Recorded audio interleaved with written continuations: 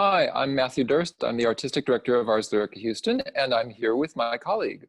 Hi, Matthew. I'm Kinga Ferguson, Executive Director of Ars Lyrica, and we are recording this episode because you asked for it. In the recent survey, we got this comment from you, an audience member, how this all started. Tell us about Ars Lyrica history, and Matthew and Kinga. So we are answering this call, and it will be an informative chit chat, and we look forward to more comments from you. Ars Lyrica got started over 20 years ago when a nucleus of period instrument players, including myself, started to play programs together here in Houston, and we needed a name for a local series that was in a church. And I came up with one that I thought neatly summarized what it is we aspired towards, that is the lyric art of the 17th and 18th centuries, the Baroque era, hence Ars Lyrica Houston. Which was nicely vague, I thought, and it allowed us to do all sorts of music under that rubric of lyric music, because that can mean almost anything you want it to. In addition to the usual chamber music, we can go to operas, we can go all over the place with that title. So it appealed for a number of reasons. After about 6 or 7 years, we had reached the stage where we needed to incorporate and become a business and begin putting on our own season downtown. And so that happened next in around 2004, 2005. And we've been playing programs ever since at the Hobby Center. But I have to say that the Ars Lyrica name, that's what drew me to the organization, because I was a fresh graduate of Indiana University in the opera department. So in my previous career as an opera singer, I was always drawn to lyric art. So I actually heard about Ars Lyrica when I was still a graduate student at Indiana University. Somebody recommended it to me, and at that time, Matthew was looking for the organization's first executive director. I interviewed, I got the job. So that's how this all started for me almost 14 years ago. Well, she had all the right qualifications, and she was really interested in the product, both a singing career and a good musical education, an MBA, so significant experience as an administrator, working with arts organizations. It seemed like a great fit, and it has been for 14 years. Well, I have to say this was a culmination of my professional dreams, because I could still work with excellent artists. And the repertoire itself was fascinating to me. In Bloomington, I was sort of drawn into the main staged opera, but I always wanted to study in the early music department. So I was always interested in early music, and my favorite composers to sing were Rossini and Handel. So I was drawn to the repertoire and to the fact that Matthew focused on unearthing Baroque gems that were forgotten. So I thought this was fascinating and a little challenge at the same time. But in this job, I could use all my arts management experience and skills. And even as a performer, I was always drawn into the behind the scenes, how to put a performance together, to marketing, to fundraising. And I had a number of arts management jobs before, but with Ars Lyrica, I could really experiment with new strategies. And I'm so grateful to Matthew. They put faith in me. This was my first big job, and I could do whatever I wanted. So the board and Matthew really put faith in me this first year. And we were working on the first strategic plan for the organization. So this was a very challenging year. And personally, I had my firstborn child that summer. So I'm happy to say that Ars Lyrica, I consider Ars Lyrica as my first child. Then my son and my daughter came later. And I always think about Ars Lyrica as my first child. So, the professional and personal lives sort of converge. Because Matthew is the dad. No, maybe, I don't know, a cousin. Uncle, he's the fun uncle. We are all I'm the fun same uncle. generation. We are of the same generation, just for the record. So Matthew, Kinga mentioned Handel and Rossini. Who are who are some of your favorite composers, and also maybe some of the composers that you've discovered in your studies and in the Ars Lyrica performance archives?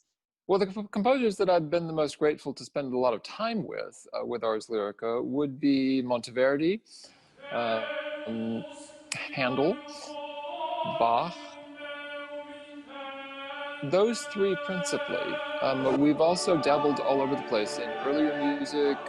People like Luzzaschi, who's a fairly obscure Italian at the end of the 16th century, who writes this fantastic stuff for the Three Ladies of Ferrara, this amazingly virtuosic music for three sopranos, or pieces of Mozart, Haydn, even Beethoven. The Ghost Trio was on our season a couple of years ago, which was quite a thing to have to practice on the forte piano. I got serious about playing the piano that year. Why was the Beethoven so much more challenging, or particularly challenging, than the things you're used to playing? Well, those kinds of pieces actually require a pianistic technique, and I haven't really played the piano professionally in years. I'm a harpsichordist and an organist, and I sometimes play the forte piano, but my forte piano experience up to that point was much more modest literature, shall we say. The Ghost Trio really requires some serious chops. It's a lot of octaves and a lot of big stretches and some very adventurous music. It was great fun to learn, and I'm glad I did it. It gave me, I think, a little bit more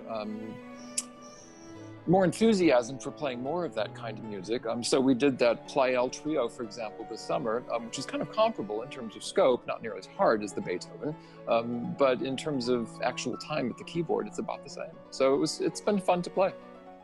So tell us, Matthew, what's the difference in technique on the piano or forte piano and harpsichord? Is the touch different? How the pressure of the keys? What's the main difference that, for our audience members who would like to know? Well, there are multiple differences. Instead of a plucking action with a forte piano, you actually get the hammer action of a piano. But a forte piano from the Mozart, Beethoven era has a much shallower action than, say, a modern Steinway does. So you don't have to push the key down nearly as far, as opposed to this kind of distance on a modern Steinway. The action on the forte piano we have at the university is about that far. So it's less than half. So your fingers have far less to do when they're playing the notes. The keys themselves are a little bit narrower and slightly closer together. And crucially for somebody like me, who mostly plays organ and harpsichord music and does a lot of continuo playing, there are things like octaves in Beethoven and Pleyel and Mozart, which is not something that I'm used to doing, to be honest. Long strings of octaves up and down the keyboard with either hand. On the organ and the harpsichord, you don't see those. We never have to play those. It's not part of our technique, or our usual technique at least. But at the piano, you have to do that a lot. So it's getting used to a different style of writing as well as a different kind of action. Mm-hmm. That's fascinating. I actually started as a pianist. I haven't played piano in a long time, but I just realized I've never played the harpsichord. Not in my 14 years with Ars Lyrica. I have to start practicing. I have so much reverence for the harpsichord. I think it's almost a musical artifact. So when I sometimes schlep harpsichords helping you, but I've never touched it really. I have to at St. Philip one of these days. Yeah, I mean, now that we have a growing number of instruments in this town, you need to sit down at one at some point. Absolutely. Okay. And now that we have a virtual series, we'll have to promo Kinga's first harpsichord playing. Ooh. Maybe I will attempt a Bach partita, one of my favorites. Or start with something simple. Like the Minuet in G. Matthew and I can dance. Right. There we go. Mm-hmm. That's a date. So when you both started out your careers in music, did you ever imagine that this was where you would end up?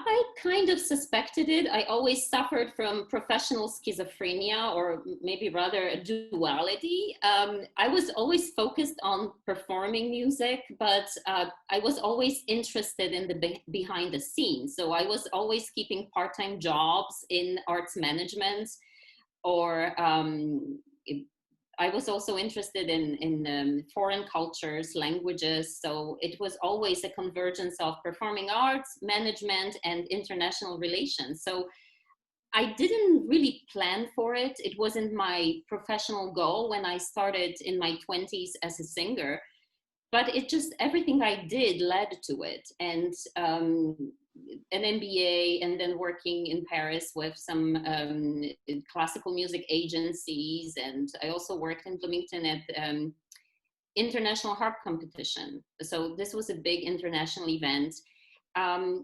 But I think when I decided to switch to the arts management full time, this was really an ideal job for me because the organization was artistically excellent and but small enough for me to also learn on the job and sort of tested my ideas.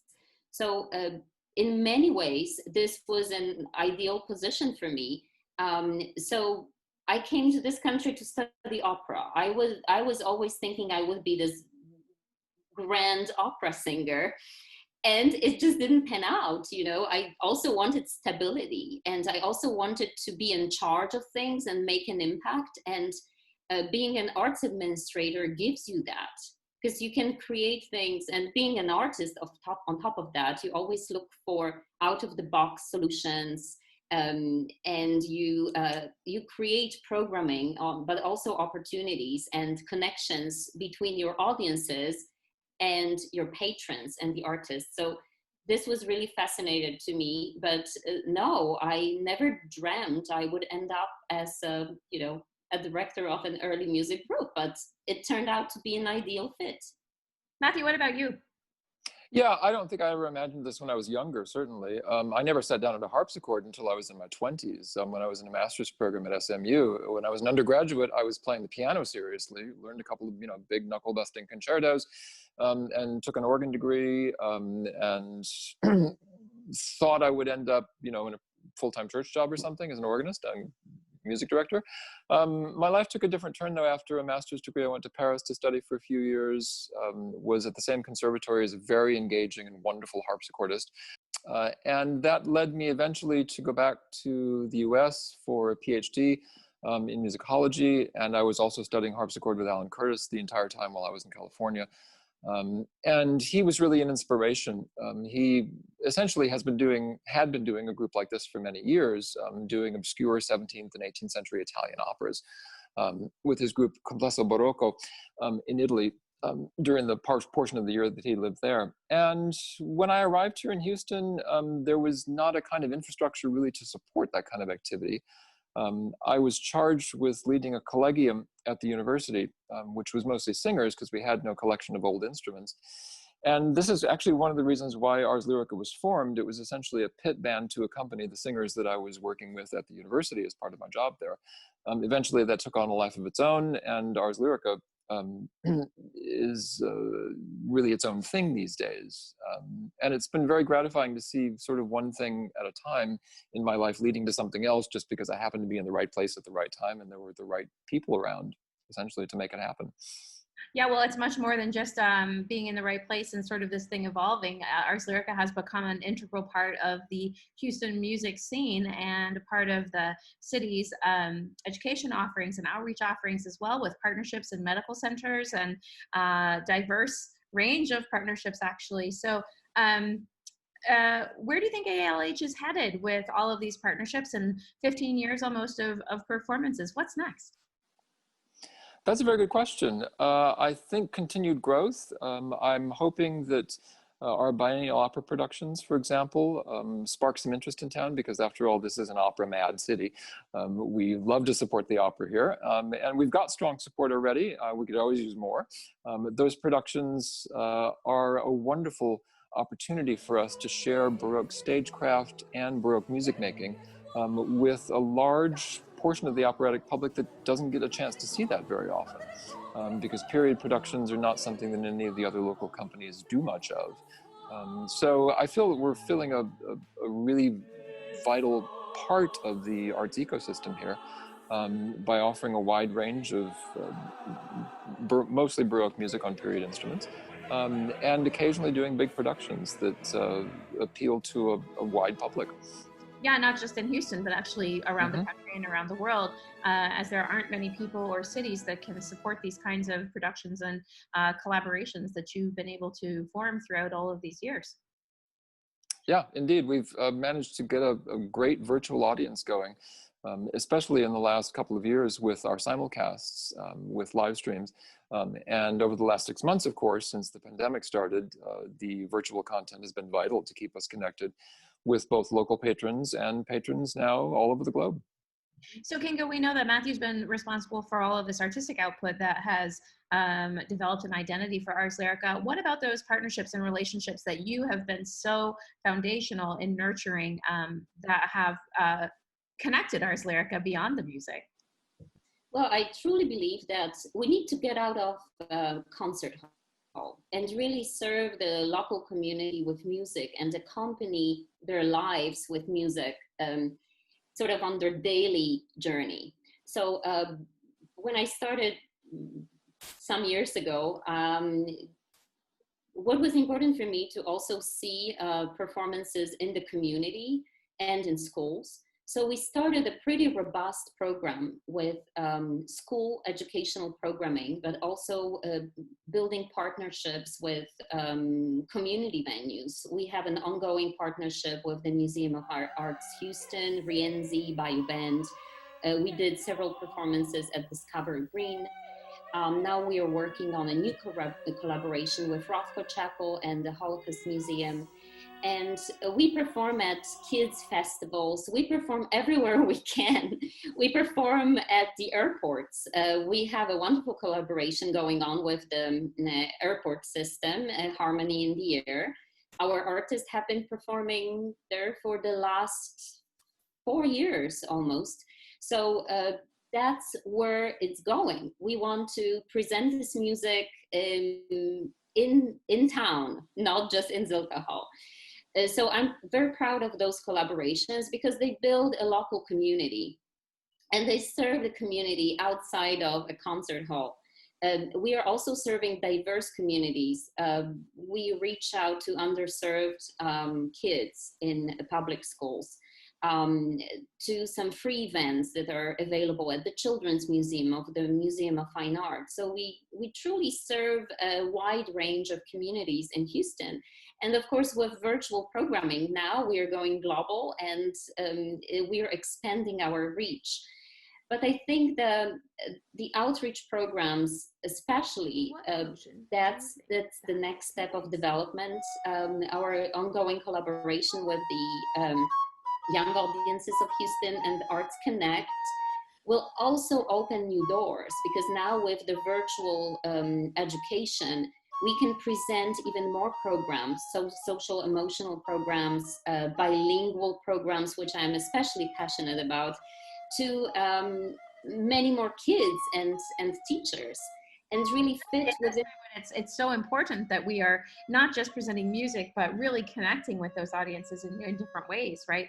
As the circumstances are changing around us.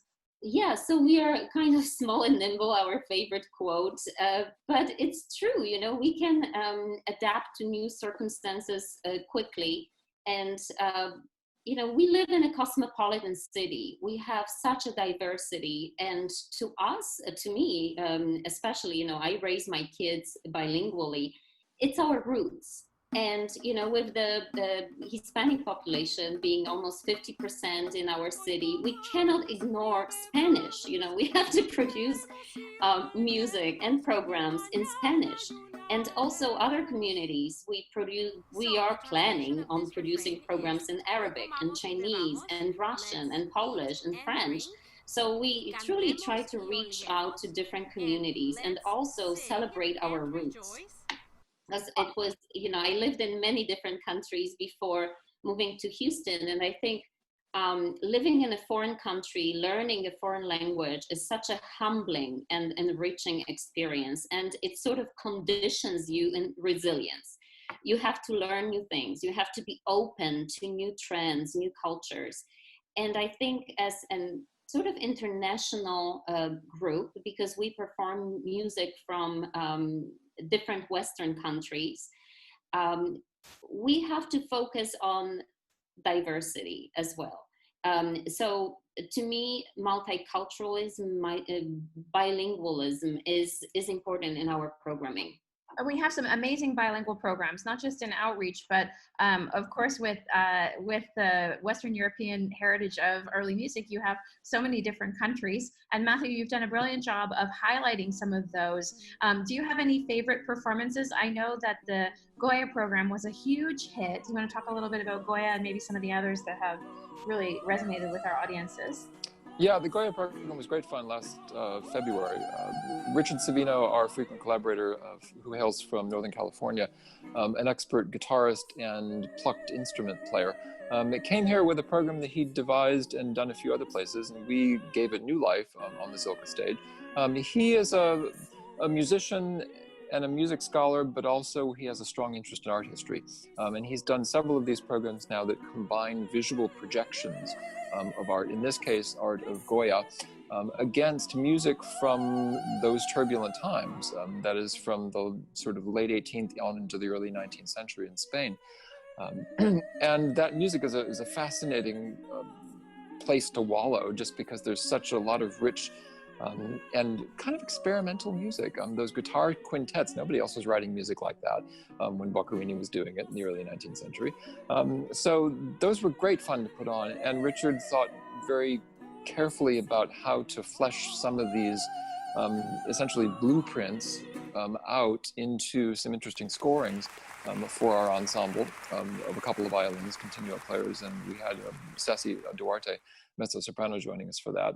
So it was great fun to put together. It was a chance to look at some beautiful art, to think about an entire culture over a rather long period of time, and to visit a lot of different composers that we'd really never experienced before. So yeah, that was great fun. That was a hugely varied playlist that no one really knew or had done before. What are some other programs that were real milestones in your memory, Matthew, either of audience enjoyment or ones that you personally really connected with? Well, certainly the production of Agrippina in November of 2018 was a milestone for us. It was our first full-length Baroque opera. This is an early work of Handel that's really one of his best scores, I think. He did a lot of his best work, I think, early on in life. And we had a great cast, a marvelous orchestra, great stage director. It all really came together beautifully in 2 weeks, which is almost unheard of in the business. But it was a very compact rehearsal schedule, and we made it work, and it was really great fun. And the results are still online for anybody who wants to watch. It's a much-to-watch video in our catalog. Some other favorites, Kinga mentioned various collaborations we've done with the museum over the years. One came to mind because Kinga actually sang in it. This was at Bayou Bend a number of years ago. It was a combination of some Ars Lyrica players, including myself on a harpsichord outdoors. So this made me nervous, I've got to admit, on the back patio at Bayou Bend.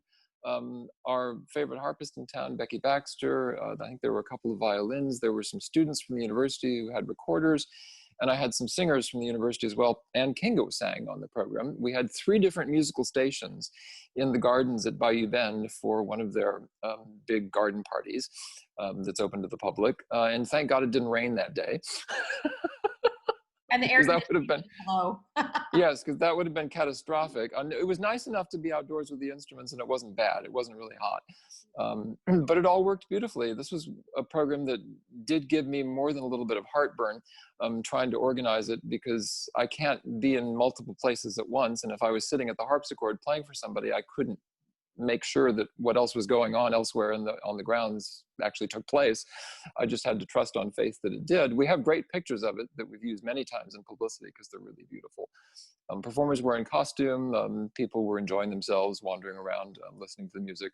So collaborations like that are great fun for us, because they allow us to get out of the hall, to interact with the broader public, to offer some fairly lightweight music in the case of that program that really fit the surroundings beautifully. So that's one of the things I like about Ars Lyrica, is the chance to experiment with repertoire and with contexts. And what a wonderful treat to be able to have Kinga wear all of the hats. So absolutely, executive director, putting it all together, and then you sang too. Right. This was the first time I realized I cannot do it all. I cannot sing and, actually, revert some little crisis, because I remember I was singing with the harp, and the harpist was telling me, how can I put my harp on the grass? It's impossible. So, I was trying to, be in control of all the things and still sing in tune. So it was pretty challenging for me. But I agree with Matthew that those collaborations are magical, and especially, they're aligned with our mission. We show historical performances in the beautiful natural environment that we have in Houston. And this might be a new blueprint for future seasons, outdoor performances against the beautiful natural setup. We also did a performance of Aces and Galatea on the porch of Bayou Bend. This was also beautiful on a spring night. But, with the collaboration with the museum is always so fruitful. We like to match our repertoire to their art. So we've done a series of programs, French Salon.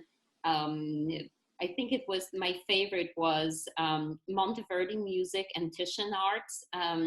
We did the Flemish and Dutch paintings with the matching music. So this is what we can do in Houston. We don't have that many natural partners, but the museum is definitely one of them. So Houston is this very fertile city that has provided so many opportunities, not just for Ars Lyrica, but for many, many groups. And I know throughout at least this digital series, our artists have talked to that point specifically about the camaraderie and the positive attitude here that if you can dream it, you can do it. And it's a real thing in this city that isn't true in all of the cities across the world or even in this country. So what is it that makes Houston so special? I think probably it's the people, isn't it, Kinga? No, it's the food. Oh, I'm sorry. Are we being recorded? Besides the food, Kinga, what else makes you food? Okay. Yes, as I mentioned, the cosmopolitan vibe about the city is compared to Paris and New York and all the wonderful places that we visited. Okay. Oh yeah, and Houston, the American Paris. I don't think that's the byline. Well, why not? It has a big French community. So what's special about Houston? I think Houston, we would like to compare it to Baroque Venice, where the industry and the trade supported the arts. That's why Venice thrived and arts in Venice thrived. So we compare Houston to Venice, Venice to Houston, and it's true. It's the people in Houston, though, that make that Baroque Venice possible, right? Absolutely. And there are so many philanthropists who focus on the arts. And we are lucky in this way because that's why we have such a diverse arts community here. We are very proud of our 5 big arts organizations. But I think Houston is Houston because it has this fascinating tapestry of smaller organizations, chamber music, dance companies, theater companies. And it's important for all of us to exist in this symbiosis and be supported by wonderful Houstonians. And we talked about favorite performances and seasons, and by far my favorite was the Season of Artful Women. It was a few years ago. It actually happened right after Harvey. A few weeks after Harvey, we opened with a spectacular performance of Sweet Philomela with a glass harmonic and Sherry Kentucky singing. And that season, we featured female composers, performers, muses, but we sort of made it relevant to the Houston community, and we matched a prominent Houston philanthropist for each concert. So we featured women, and this was a genius trick, Matthew, on your part, to program this season. You didn't even know, but it coincided with the Me Too movement. So the Season of Artful Women, where we featured Houston prominent female philanthropists from Houston. This was really so meaningful in so many ways, and not just artistically, but making it relevant to the support we are getting in the city, and truly, I think the most significant achievement, other than artistic opera outreach performances, is the fact that we've built a strong community of supporters, and we connect Baroque music lovers to benefactors, to people who enjoy it and feel that we are worthy of their support. And I want to take this opportunity and thank all of you who support Ars Lyrica, because it's thanks to you that we exist and we thrive, and we feel very optimistic. We are getting through this crisis with you, and thanks to you. So thanks once again. And speaking of crisis, today marks the 3rd anniversary of Harvey. Right. And, you know, this organization has really been an expert. In fact, I think that Jim Cantori should probably give you all a call and find out when you're scheduling either your season opener or the release and promotion of your season, because we are looking at, this is now the 4th major interruption of either publicity or concertizing that you've had thanks to hurricanes. So Matthew, you're really an expert at predicting hurricanes here in this hurricane season. Yeah, well, I wish I could make them go away, especially since we're taping this on the day before a hurricane is due to arrive on our coast somewhere. We shall see where it lands. Thematic programming like Tempesta di Mare or the seasons or something. That could well come in a future season. For me, part of the beauty of being able to program this way in themes, essentially, each program has a theme, each season has its own theme, is that we're able to sometimes connect it with either current events or with current sentiments or with larger elements in culture, like Artful Women, the philanthropists who we wanted to honor alongside those programs. There, the stars really all aligned in an amazing way when we were putting that season together. But for me, that's part of the fun of the inventiveness of being able to devise a season from scratch, essentially, and to have colleagues like yourselves to talk to hash through the details of these programs, to come up with ideas that tie them together, ways of getting to a season theme, and then ways of marketing it, of course. And as Kinga said, we're very fortunate indeed to be in a city that's both entrepreneurial and blessed with a lot of patrons of the arts, including people who really love to support classical music enterprises. So yeah, couldn't be happier and more grateful for that kind of level of support. It's been very gratifying. Well, for the last 15 years, you've been a huge part of not only growing this organization, but also growing the pool of musicians who are able to do this kind of music in Houston, providing a huge base and a reason for early music players to come to Houston, as well as growing this organization. Your staff is growing, your board is growing, your programming is growing. It's an amazing place to be in here at this 15-year mark. And I know everyone out there is looking forward to what comes next for Ars Lyrica. As are we. Thanks so much for your questions, and we look forward to seeing you on our virtual fall season, and hopefully, before too long, in person. Thanks again for your interest, and it means so much when you're engaged in our programming. Send us your comments, your questions, your suggestions for future programming. Now we can make it happen through virtual programming. But we certainly hope we'll see you in Zilka Hall before long, and have a wonderful fall. Thank you.